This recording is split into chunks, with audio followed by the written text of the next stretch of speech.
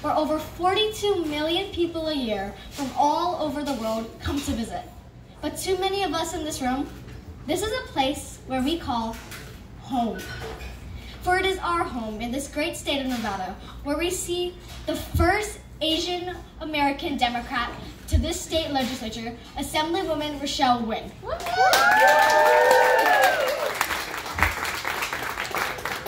Who is here today, a symbol of diversity and representation in elected office.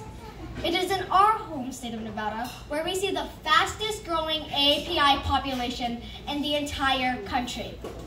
A state where we receive recognition for statewide proclamation of Asian Culture Day. A place where we announce this very day that we are witnessing the first Asian Pacific Islander State Assembly caucus in history in our state legislature.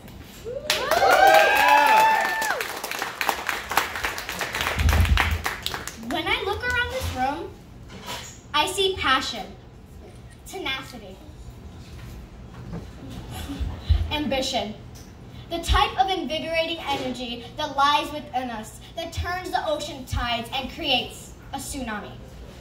For I look around this room and I see a story like Auntie Virginia, who has a single Pacific Islander mother with 3 children and $12 in her pocket, built one of the most successful construction consultation companies in the U.S. to over a $1 million company.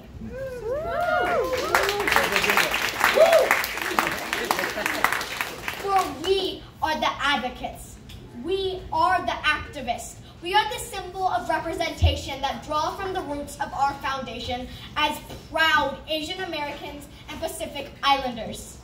We must uplift our voices and pursue our ambitions to have a seat at the table.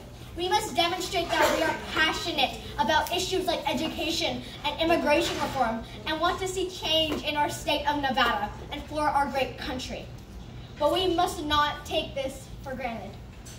We must acknowledge our families who have immigrated here, those who fought for our social justice and enabled us to have racial equality and for us to have representation that we enjoy today. We must empower, elevate, and continue our efforts for strength and solidarity.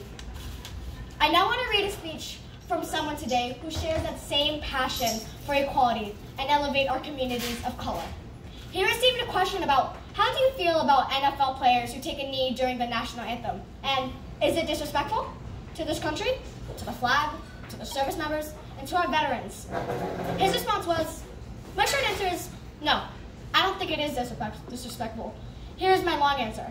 And reasonable people can disagree on this issue. Let's begin there. And it makes them no less American to come down on a different conclusion on this issue, right? You are as every bit American, all the same. But I am reminded, somebody mentioned reading the Taylor Branch book, Parting the Waters, in the King years. And when you read that book and find out what Dr. King and this nonviolent peaceful movement to secure better rights because they didn't get full civil rights for their fellow Americans, the challenges that they face, those who died in Philadelphia, Mississippi for the crime of trying to be a man, trying to be a woman in this country, the young girls who died in this church bombing, those Selma, Alabama with John Lewis, those who were punched in the face, spat upon, dragged out by their collar at Woolworth lunch counter for sitting with white people at the very same lunch counter. And the same country where their fathers may have bled the same blood on the battlefields of Omaha Beach, or Okinawa, or anywhere that anyone else has ever served this country. The freedoms that we have were purchased not just by those in uniform, and they definitely were, but also by those who took their lives into their own hands, riding those Greyhound buses, the Freedom Riders in Deep South in the 1960s, who knew full well that they would be arrested, and they were, serving time in the Mississippi State Prison. Rosa Parks getting from the back of the bus to the front of the bus. Peaceful, non-violent protests, including taking a knee at a football game to point out that black men, unarmed, black teenagers, unarmed, black children, unarmed, are being killed at a frightening level right now, including by members of law enforcement, without accountability, without justice. And this problem, as grave as it is not going to fix itself. And they are frustrated, frankly, with people like me and those in positions of public trust and power who have been unable to resolve this or bring justice for what has been done and to stop it from continuing to happen in this country.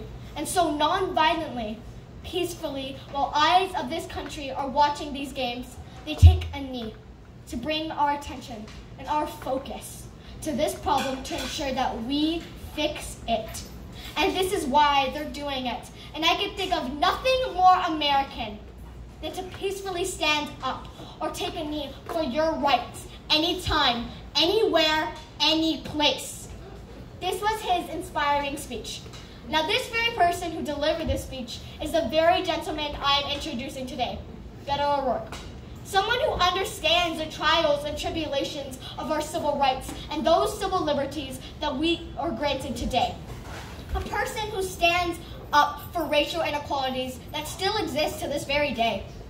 Someone who has fought for education in favor of increasing federal aid to public schools and low-income communities. Someone who has advocated for putting a price on carbon emissions and wants to substantially increase the use of renewable energy. Someone who has pushed for mental health services in his state. The very challenges that we are plagued with here in Nevada. Someone who said it is top priority to protect our dreamers and oppose Trump's decision to end deferred action for childhood arrivals, or DACA, as we all know how important immigration is to our AAPI community.